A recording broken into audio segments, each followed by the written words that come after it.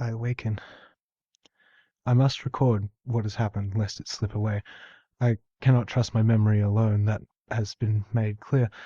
But this I must remember. I must.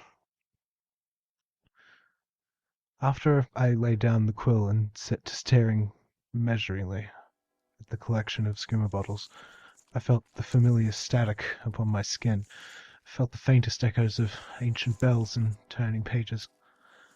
My hands were pulled gently, insistently, to lay against the tile of the shrine. I couldn't fight, would not. When have I ever fought the will of my lord? I twisted my body slowly, dragged my shuddering, wearied bones to kneel upon the prayer rug. There were intangible hands upon me then, holding my head still and bowed, imploring me to look. The flames of the candles bathed my skin in gold, the shadows in velvet. I could clearly see every bone and tendon, dried blood like ebony beneath my nails and on my palms, rough against the smooth tile. My hands were turned without my will to force me to see the ragged wounds where my nails had pierced them. Words filled my head, the inarguable, all-silencing voice of the divine, and I trembled. Foolish Vimmer. How can the vanquished earth be moved to the surface of the air? The unseen hands grew more numerous, pierced painlessly through my skin to stroke flesh and bone from within. My breath grew thin and tight, those fingers warm and pressing up through my stomach, through my lungs, pressing them, crushing them like muck sponge. My vision darkened, my heart battering at my ribs, then fluttering and shivering. I felt the chill of the void, absolute and endless, and I was afraid. I was afraid that this is how I would die. A wretched disappointment and a shame upon the name of Vimmer, found wanting and worthless by the terrible gaze of Vek and Vek. So soon the frightened child forgets the sun once night has fallen.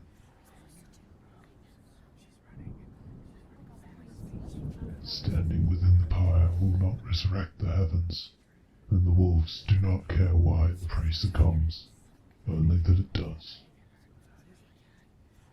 The fated dream will not be returned for wanting. My head was tilted back. Vapor poured from my throat, flowing out of me in a burning stream that tasted of sweet nightshade. I coughed air back into released lungs, my eyes clearing to see the last of the silver smoke leaving me, and wreathing my body to give ethereal form to the hands that held me.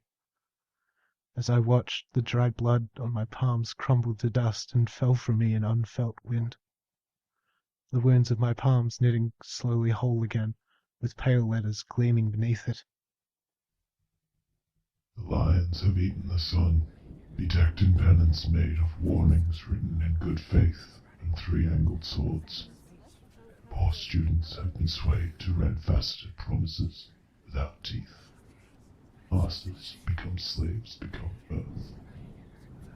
Yet even still salvation is crushed and forgotten in shame. You know better than such doubtfulness. Guard against the gnaw of bitter knowledge medicine, and swallow it whole and thankful. The cost of mastery is regret. My closing wounds filled with dark purple bile, trickling onto the altar where it too became as powder and drifted away. My heart slowed from its hammering, aching in fatigue, and I felt myself falling limp, held up only by the ghostly hands carding through my hair and skin and bones. Warmth was worked into my body, fever breaking into cleansing chill, and I felt new tears wetting my face. Great perfections have been made with mere bones, and will again. I have ever been the tailor and butcher and smithwright of the bettered soul, and my love is bitter to those that would taste it without grace. Go within the garden, well-bled pilgrim, a difficult blade tempered with suffering as the finest blades must be, and find the recurrence that you have walked in other lives.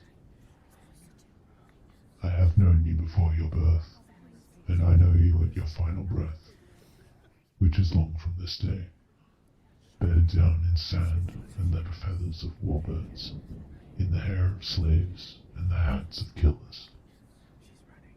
I was pressed and coaxed up onto the altar itself, lying upon my back, though the altar is not quite the width of my shoulders. The stone warmed beneath me, and no cold disturbed my skin, the air warm and heavy around me.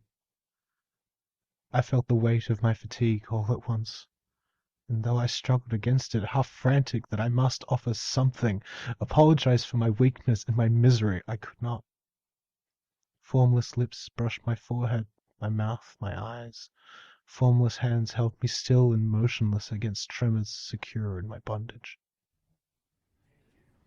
Bend rightful sorrow to greater purpose, until its true trajectory is shown to you. When it is time, the 22nd will speak the coming path in the voices of your namesakes. The realm of apology holds no treasures. Take up the shattered lyre, for the refrain to echo again in the halls of the northern demons, shaggy with false certainty. Dance between the third and the fifth wing, and know no fault. I slept with the voice of my Lord within my head, crowding out my own thoughts until there was no room for nightmare or memory. I slept as though dead, unmoving in the hands of gods, bound bone and sinew to lie still and safe and precarious upon the narrow altar, laid out like an offering. Though the smallest movement would have made me fall to the floor, I awoke still where I was laid, my spine aching, though only enough to remind me of my lesson, my restoration. I found I had slept for greater than a day, and I remembered still every word that had been spoken to me, scribed into my mind. I am shaky and weak still, and there are shadows within my soul that may never leave me, the hollows left by the death of old hope and old memory. I am not the same Mer anymore. I cannot be. At the same time, my mind state is greatly strengthened, and I am honored to my very soul. I understand now, a little better, the third meaning behind my flesh meeting with the Benaran twins, although too late. A preparation, a reminder, a strengthening against the trauma of Vardenfell's ruin. As it stands, I can see now that without such a meeting, without sharing precious ritual with new-found faithful, and knowing myself to have friends here in the Western Ice, I would have sought death and found it. In its way, this is the lesser pain, and I am reminded that it is my duty to persist. I washed my face and hands in the cool water of the shrine's basin, felt the hollows that have worn themselves into my face beneath brow and cheekbone. I am hungry. It feels like weeks since I have last felt hunger. I will bring some food down into the shrine from the kitchen above. I cannot bear to leave the shrine for too long, and I have work to do.